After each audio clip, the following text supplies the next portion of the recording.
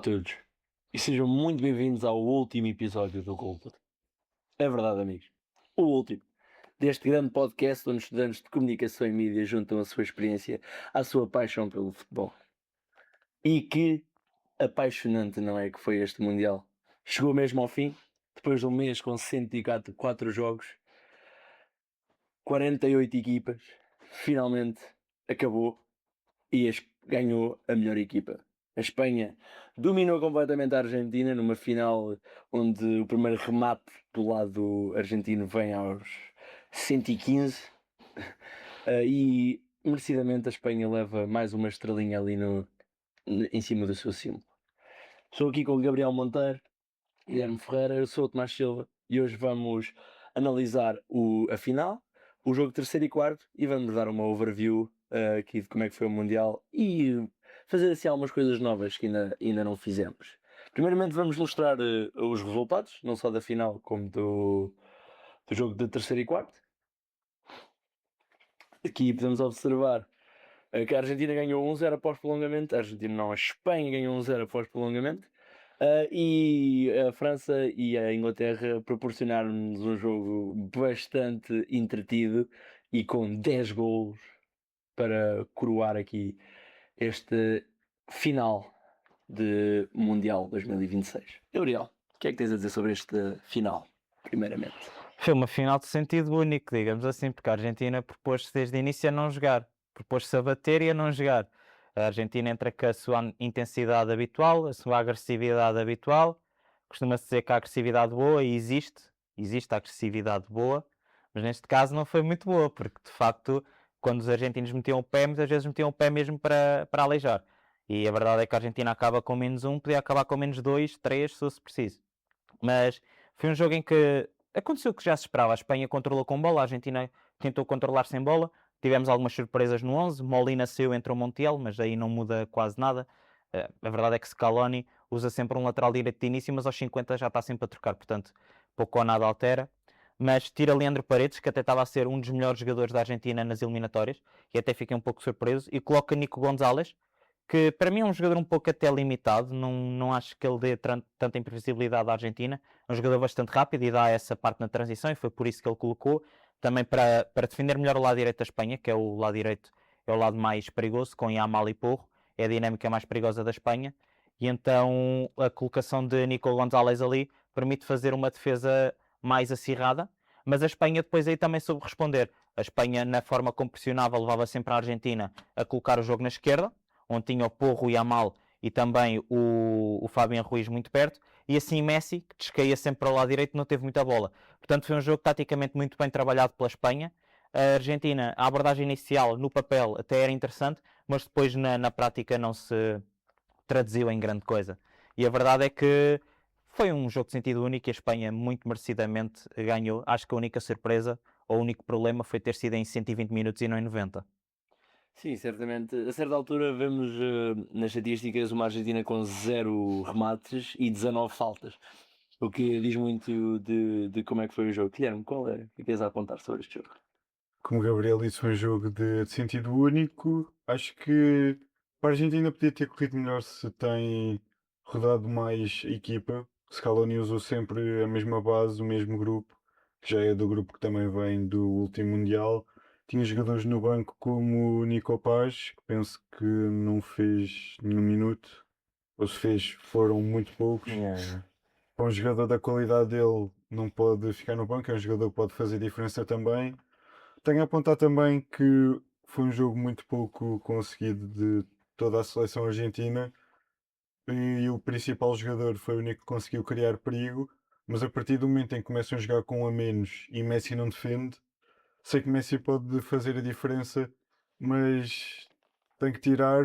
Podia entrar, por exemplo, o Thiago Almada, é um jogador rápido para o contra-ataque, que era o que a Argentina queria, com bom drible, bom passe, conseguia sempre ajudar um pouco mais e acho que Scaloni pecou um pouco também nisso, normal, não se vai virar para o Messi e tirá-lo, ou os próprios colegas não se vão virar para ele e dizer que é para ele correr atrás da bola, porque há uma diferença de estatuto completamente, mas em tipos de jogos como o de ontem, numa final mundial, o esforço parte dele próprio, apesar de não ter, de ter ido para o Mundial em grande condição física, aceitar que ali o ia correr atrás, eu tinha que dar o lugar para o outro defender, a partir do momento em que é um expulso, antes, pronto, toda a gente sabe que o Messi não ia defender, mas, ou seja, já estavam com um a menos, quando o Enzo Fernandes é expulso, tem que haver ali alguma coisa. Ou ele sai e dá lugar a alguém que vai defender, ou então tem que dar um esforço a mais, além de já tentar e potencializar o ataque, também ajudar um pouco, nem que fosse a pressionar os defesas e não lá atrás como o resto da equipa. Mas deu Espanha, deu uma justa vencedora, O futebol venceu. o futebol venceu e, como o Gabriel disse também, os argentinos apenas quiseram agressividade. Já é algo muito conhecido do jogo deles, mas não podem trocar o futebol pela agressividade, que foi o que aconteceu bastante também no pós-jogo, mas deu Espanha, deu justa vencedora e tenho nada mais a apontar sobre. Sim, a partir do momento em que Enzo é expulso, podemos considerar que a Argentina está a jogar com o 9. Não com 10, pois realmente Messi não vai defender.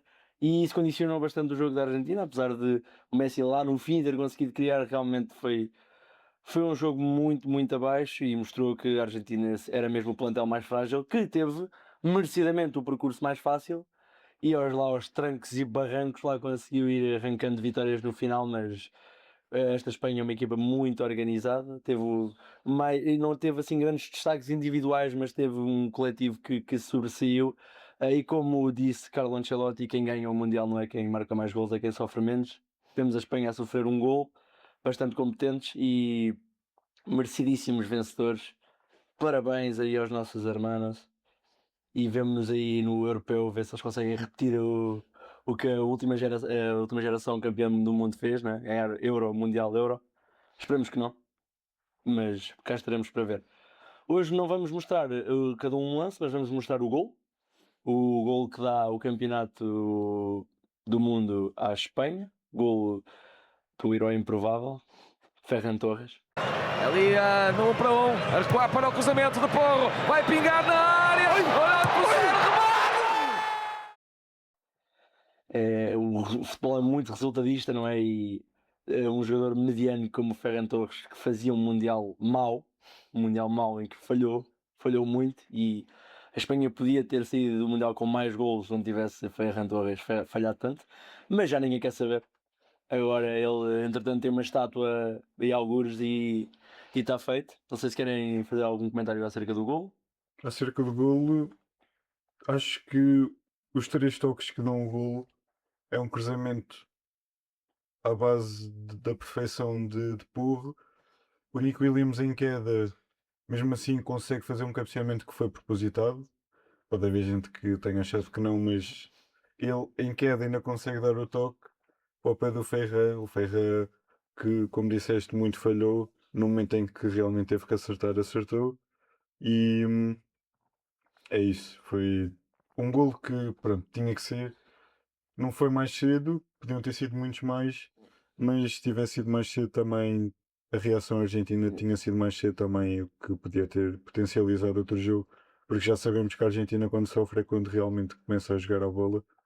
Pena para os argentinos estarem com a menos e ter sido a 10 minutos do final, porque senão tinha havido muito mais jogo. Sim, se não houvesse Dibu Martínez, talvez o jogo também teria sido morto ali. Gabriel, tens alguma coisa a Recorde de falar? defesas numa final. Ele faz 11 defesas, é o guarda-redes com mais defesas de sempre numa final.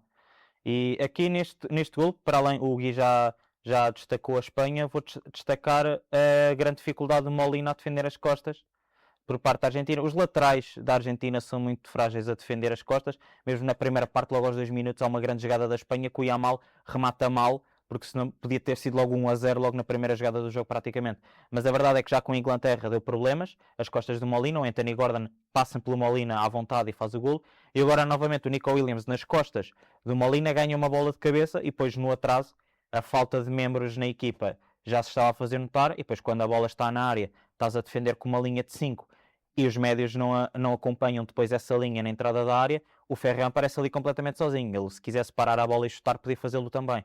Mas é um grande remate, é uma bomba do Ferran Torres lá para dentro. O Dibu Martínez não teve hipótese. E lá está, é um gol que só peca por tardio, mas se calhar neste caso, vendo depois a reação da Argentina, o facto de ter sido tardio até foi positivo para a Espanha, porque a Argentina depois em 3, 4 minutos tem o remate do Simeone, que estava mais para futebol americano do que futebol, e depois aquela bomba do Messi que deixou o Merino a ver estrelas. E tem remate Porque do Senesi também. Exato.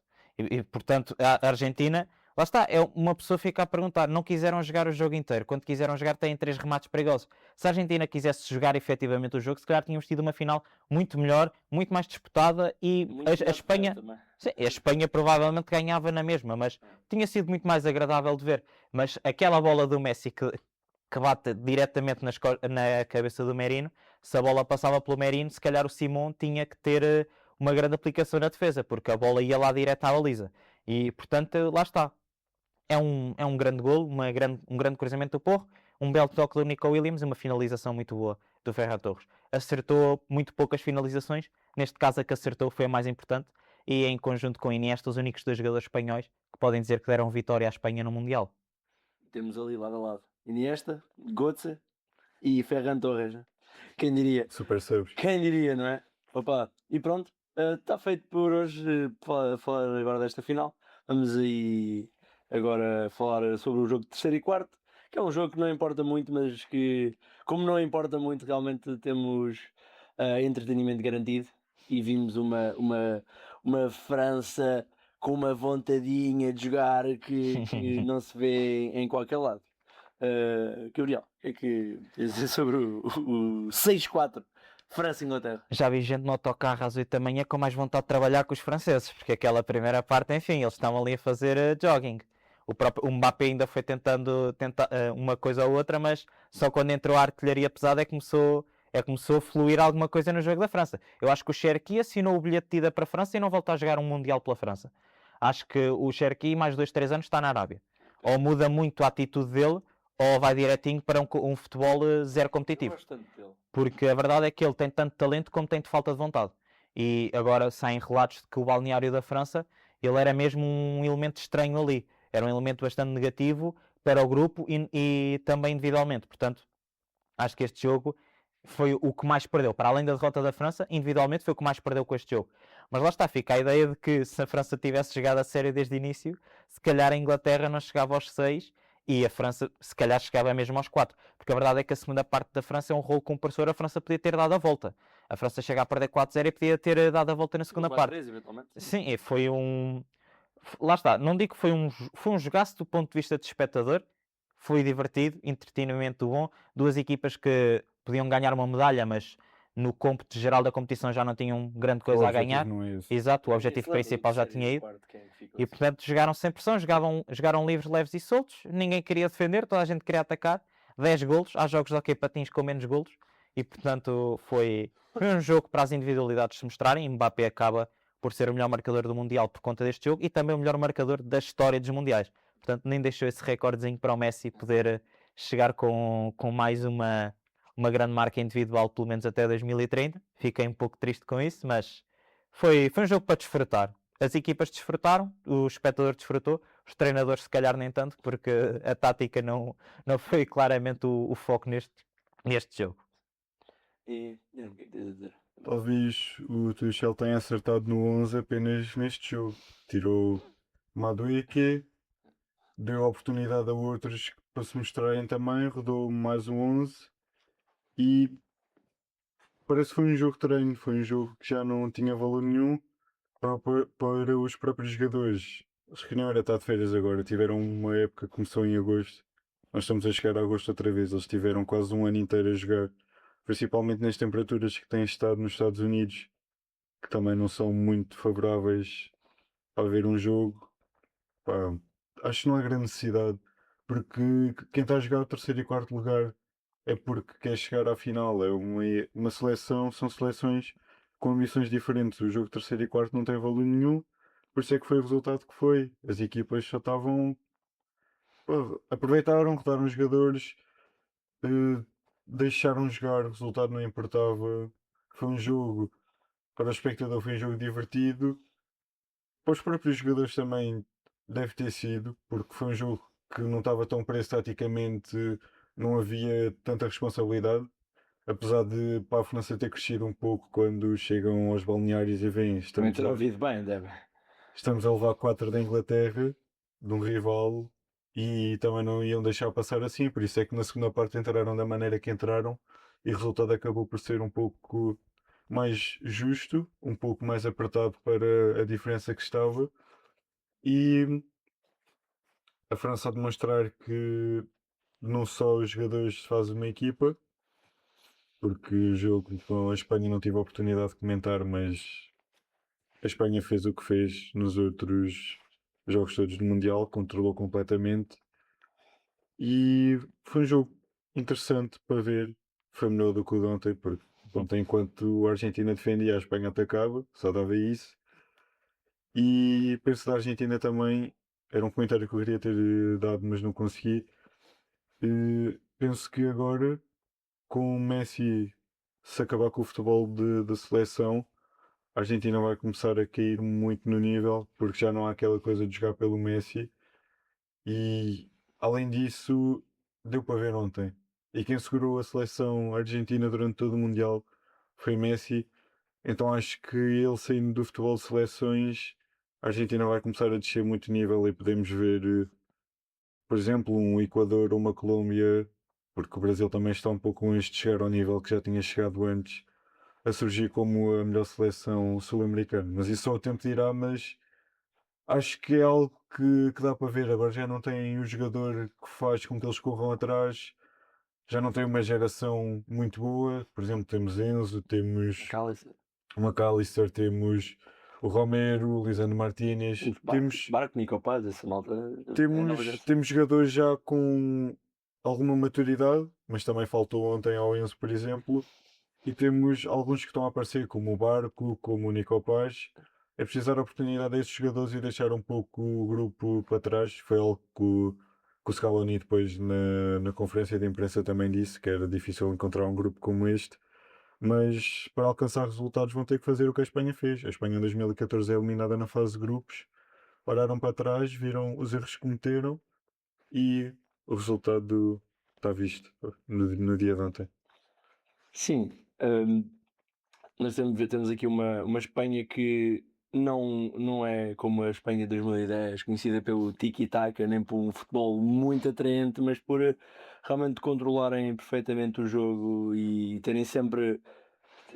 Há uma diferença quanto ao Mundial 2018, por exemplo, com o Luís Henrique, em que vemos uma Espanha muito estéril, com muita posse de bola, muita, que pronto, faz parte do ADN da seleção espanhola, mas que não fazia nada. Vimos aqui uma grande diferença e acho que esta Espanha não vai ficar conhecida como uma Espanha que praticava o futebol mais bonito, mas que foram coletivamente impecáveis e merecidamente vencedores. Quem gostar de ver futebol de posse de bola e controlador é só ver a Espanha, mas acho que não é o que o espectador normalmente procura. E pronto, acabou com um jogo de 10 golos, onde vemos Olise a bater o recorde de assistências de Pelé em 1960, com 7 assistências. Infelizmente não conseguiu fazer o golinho dele, sai do Mundial sem nenhum gol, mas com 7 assistências. Não foi por falta de oportunidade. Não foi, não, muito menos no jogo, então no jogo de terceiro e quarto ele falhou Exatamente. bastante, coitado. E Mbappé sai deste Mundial, é uma lenda já dos Mundiais, 3 Mundiais, 21 gols. Acho 21, certo? 22. 22. 22 em 22 jogos. Pá, completamente absurdo. Dos melhores jogadores que alguma vez pisou o maior palco do mundo e ainda tem 2, talvez 3 mundiais e certamente ele vai ampliar este recorde e vai destruí-lo e certamente ainda veremos Com a Mbappé a ganhar mais um mundial, talvez. Com a condição física que ele demonstra e com o cuidado que ele demonstra ter também, seguindo os passos do ídolo dele, penso que consegue jogar 2 no mínimo, Yeah. 3 se calhar já é puxar um pouco, porque também ou muda o estilo de jogo, Yeah. porque é um jogo de corrida de bola nas costas, e daqui a 12 anos ele já não vai ter isso. Será daqui a 8 também não, por isso, Yeah. se quiser continuar no alto nível também vai ter que alterar um pouco o estilo de jogo, mas Não nos podemos esquecer da anomalia que é Ronaldo ainda conseguir jogar, Messi conseguir jogar, Modric conseguir jogar. É uma anomalia, não é normal. Não é, este é o primeiro Mundial onde temos mais do que dois jogadores de 40 anos, mais ou menos, 39 anos. E mostra que o futebol está a ficar cada vez num nível mais alto e os jogadores estão a conseguir ter uma longevidade maior a cada década que passa. E foi a despedida. Adeus Messi, adeus Modric, adeus Ronaldo, Adeus, vozinha. adeus Vazinho, adeus a todos. Foi giro, foi bom. Vamos agora então olhar para os prémios individuais entregues pela FIFA, que foram completamente dominados pela seleção vencedora, o que é normal. Temos Pau Cubarsí a ganhar o melhor jovem do torneio, o Rodri a ganhar o melhor jogador e o Nai Simón a ganhar o melhor guarda-redes, completamente dominado pela Espanha. Gabriel, tens alguma coisa a apontar sobre estes prémios? Achas que é justíssimo? Se há algo a questionar? Eu acho que lá está, tendo em conta que há sempre aquela coisa de nestes torneios dar os prémios, o prémio de melhor jogador à equipa vencedora, o Rodri acaba por ser justo. Eu pessoalmente tinha dado ao Messi, acho que o Messi, tendo em conta o contexto do Messi, merecia ganhar este prémio. O Foi o Mundial que melhor ele faz a jogar sozinho, porque a equipa da Argentina tem pouco talento, quer dizer, tem talento, mas ficou no banco, o Barco e o Nico Paz, por exemplo. Mas acho que o Messi merecia ganhar, mas o Rodri também não é nada mal entregue. Sinceramente, acho que este Mundial foi um Mundial bem jogado em alguns momentos, mas acima de tudo é um Mundial consensual. Não tens grandes surpresas, tens mini surpresas aqui e ali. Tiveste uma fase de grupos interessante, com alguma surpresa, mas depois a partir da fase de grupos tiveste Paraguai eliminar a Alemanha, tiveste... Cabo Verde a dar luta? Sim, o jogo de Cabo Verde com a Argentina, para mim, tendo em conta as duas equipas, foi talvez o melhor jogo do torneio, ou pelo menos em termos de emoção. A Noruega a eliminar o Brasil. A Noruega eliminar o Brasil podemos considerar uma surpresa, mas é daquelas surpresas anunciadas quase. Em termos de nome é uma surpresa, Sim. mas jogo jogado... Era quase uma surpresa anunciada. Portanto, é um Mundial muito consensual. Acho que não há grandes questões sobre estes prémios. Talvez o Nai Simón não teve tanto trabalho, se calhar poderia dar para um Diogo Costa, mas tu sofres um golo mundial inteiro e não és considerado o melhor guarda-redes, era um bocadinho difícil. O Cubarsí ganhar o prémio também mostra muito o que foi o Mundial mais abaixo do Yamal, o que também leva ainda mais o Mundial da Espanha. Sem a melhor individualidade ao seu top, ganha sem grandes dúvidas. E depois o prémio vai para o Cubarsí, que também mereceu, fez um Mundial incrível e ontem não fica sem os dois braços porque conseguiu cair minimamente bem naquela pirueta que ele dá depois da entrada assassina do Enzo Fernandes. Enzo Fernandes que acaba o último Mundial como o melhor jogador jovem e é logo mandado de Lisboa para Londres e acaba este Mundial a mostrar, pronto, expulso. A tentar matar o jogador jovem deste ano. Exatamente, mas com o Barça a jogar como gente grande, ali uma dupla com o Laporte que mistura ali a experiência com um jogador bastante jovem. Epá, fantástico o Barça. O Barcelona está com um bom futuro em mãos. Temos aqui uma equipa da Espanha muito jovem, que ainda vai ter muita lenha para queimar e no próximo europeu, próximo mundial, ainda há de surgir mais gente. O Yamal no próximo mundial tem que 22? 23. 23? Está velho. E não fez um bom mundial. Mas sim, Guilherme, tens alguma coisa a apontar sobre os prémios individuais? Sobre os prémios, jogador jovem e guarda-redes, completamente justo. Poderíamos falar ali no jogador jovem, o Manzambi, o Yandi, o Mandé, mas Não chegam tão longe. não chegam tão longe, não tiveram influência nas suas seleções, mas não chegaram à final e não a ganharam, então completamente justo. E o melhor jogador do torneio, para mim, entre Messi e Mbappé. Os dois a fazerem um Mundial completamente estrondoso. Compreendo o Rodri. Talvez não é ele, nenhum se longe. jogasse o meio campo da Espanha, não teria tanto controle porque iam jogar dois jogadores mais técnicos, não alguém tão defensivo, que seria Pedri e Fábio Ruiz. Por isso, compreendo também, mas em termos de números, era Mbappé ou Messi, mas compreendo completamente também a escolha de Rodri. Sim, Rodri que passa a época praticamente todo lesionado, não jogou muito, mas mostra aqui que o City pode respirar fundo, perde o Guardiola, mas mantém o Rodri que se manter o nível, certamente vai ser uma mais-valia para este novo Manchester City. Ok. E o Guardiola já tinha avisado. O Guardiola em março avisou: o Rodri está aqui, mas é para ir para o Mundial. Ele voltou, teve lesionado 8 meses. Vocês nem pensem que ele vai jogar bem no City. Vocês vão vê-lo a jogar no Mundial. E ele jogou, mostrou porque ter ganho uma bola de ouro. Porque a fase eliminar do Rodri é de topo. É inacreditável. É mesmo faz o trabalho sujo, aquele trabalho que as pessoas não notam, mas ele está lá, no sítio certo, na hora certa, a fazer o passo certo, a fazer o corte certo. É o Busquets. É o novo Busquets. Trabalho Ah. que ninguém gosta de ver fazer, mas que quem faz e sabe fazer é muito bem feito. Faz toda a diferença. Vamos agora passar para. Primeiramente, vamos mostrar a breca completa, completíssima, acabou-se. Temos aqui.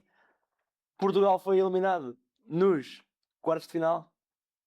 Infelizmente. Oitavos? Oitavos de final. Ainda foi pior. Ah. Mas pronto, o gol de ouro continuou. Tivemos aqui, acompanhámos aqui este Mundial dentro dos possíveis. E acabou, deu Espanha, merecida campeã. E agora vamos fazer aqui uma coisa nova. Temos aqui uns brinquedos.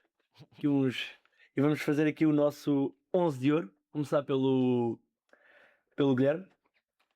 Então no meu 11 Deixa-me tenho aqui passar isto. toda a defesa da Espanha, o Como é que que és fazer? significa é muito um gol sofrido, a consistência defensiva que tiveram ao longo de todo o Mundial. Começo com o Unai Simão na baliza, do lado esquerdo o Cucurella, do lado direito o Pedro Povo, que ontem voltou a fazer mais um grande jogo e justifica bem o dinheiro investido pelo Tottenham e o dinheiro que o Barça está a pensar, investir também, pelo que se tem noticiado. Depois centrais, Laporte e Pau Cubarsí. Aqui um 5 de 5 por enquanto toda a Espanha. Os três do meio campo coloquei Rodri, considerado o melhor jogador do Mundial, e outros dois que brilharam bastante até ao jogo de terceiro e quarto, que é Jude Bellingham e Michael Olise. Depois três da frente, Lionel Messi, Kylian Mbappé, para mim os dois melhores jogadores do Mundial juntamente com o Rodri. E ponta de lança, Erling Haaland, que apesar de ter saído nos quartos de final, fez um Mundial soberbo para a seleção que tem, para o poderio que a Noruega tem, apesar de jogar um bom futebol. Não tem tantos nomes como as restantes seleções aí presentes têm, mas um jogador de altíssimo nível que com a próxima geração que virá da Noruega com certeza irão surpreender em 2030 e E até 2028 no Europeu. também penso que seja um 11 equilibrado e com o melhor 11 de todo o Mundial. Apontemos aí para o quadro.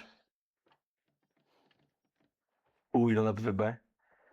Dá para ver, ok. Mas pronto, temos aqui O que está na baliza é do óbvio, Guilherme. por isso. É, o guarda-redes Sim. é o da Espanha. Gabriel, tens alguma coisa aqui que tu alteravas neste 11? Eu faço apenas duas alterações, mantendo como menção honrosa o 11 todo que o Gui coloca. Eu troco o Laporte pelo Upamecano, porque acho que o Upamecano, tendo em conta o contexto que é a equipa da França, uma equipa tão ofensiva, o facto de teres um Upamecano também te dá uma segurança para que esses jogadores ataquem durante os 90 minutos. Porque a verdade é que se não tiveres um jogador tão robusto defensivamente e que te suporte tão bem a equipa como o Upamecano, tu nunca vais ter a segurança para andares a atacar e a marcar 3, 4 golos por jogo. Podes até fazê-lo, mas acabas a sofrer 2 ou 3. Portanto, eu acho que o Mundial do Upamecano é muito bom, mas o Laporte também faz um excelente Mundial. E até eu nem pensei que ele fosse ser titular, mas depois o Lenormand não chega ao Mundial, o próprio Eric Garcia não é um central por aí além, portanto, o Laporte entra aqui, entrou bem e fez um bom Mundial. Eu coloco o Upamecano e o Cubarsí, para mim o Mundial do Cubarsí é de topo. E depois, para além do Haaland, eu gostei do Mundial do Haaland, mas para mim o Harry Kane, este senhor aqui, se não ganhar a Bola de Ouro este ano, não sei quem vai ganhar, porque a verdade é que se a França tivesse ganho, se calhar o seu colega de equipa Olise poderia ganhar, mas na minha opinião o melhor avançado para além de Mbappé e Messi neste Mundial foi o Kane e para mim entra aqui no 11 do ano. No 11 do ano não, no 11 do Mundial, mas também no 11 do ano. O Upamecano que chega ao Mundial depois de ser muito criticado já tanto pela seleção como pelo Bayern, de ser um central não tão sólido. Ele erra muito. Ele é trapalhão. Porque ele arrisca. É um central, lá está, é aquele central que tu tens para arriscar e que beneficia de ter um Saliba ao lado. Um pouco como o Gabriel Magalhães no Arsenal. O Gabriel Magalhães é mais vistoso porque lança-se mais às bolas. Mas faz isso porque tem o Saliba atrás. E, portanto, neste Mundial arriscou e foi arriscando bem. Gostei muito do Upamecano mesmo. Sim, eu tendo em conta os dois 11, eu honestamente acho que ia com o mesmo 11 que o Gabriel apenas. Talvez teria eu Pau Cubarsí e deixava o Upamecano e Laporte. Pá, apesar do Pau Cubarsí realmente ter feito um grande Mundial, eu acho que é difícil não dar ao Laporte o que se passa aqui no 11 do torneio. E para mim o Upamecano foi essencial para que a França conseguisse mostrar alguma solidez defensiva, tendo o ataque tão vistoso que infelizmente desapareceu no jogo mais decisivo. É isto, temos aqui os 11 de ouro e é complicado fazer isto agora. É complicado porque acabou, é verdade, acabou o Gol de Ouro, acabou o Mundial. Primeiramente agradecer a toda a malta que esteve aqui connosco, aqui o Gabriel, o Guilherme, ali atrás o Luís, anda cá. Anda cá. Infelizmente não estamos cá todos, não estamos cá muitos. Para o pessoal André, ao Valentino, ao Zé, ao Max, ao Pedro. Espero não me esquecer de ninguém. Para o pessoal ao João, à Marta. Obrigado a toda a gente que nos deu aí a oportunidade de fazer aí acontecer o Gol de Ouro. Foi épico. Esperemos poder voltar a acompanhar aí um grande torneio. Epá, seja com quem quiser ouvir. Foi fantástico fazer isto e isto foi o Gol de Ouro. Espero que tenham gostado. E vemo-nos daqui a 4 anos, né? Em Portugal. Em Portugal. 2 anos, depois ter o antes disso. Achei.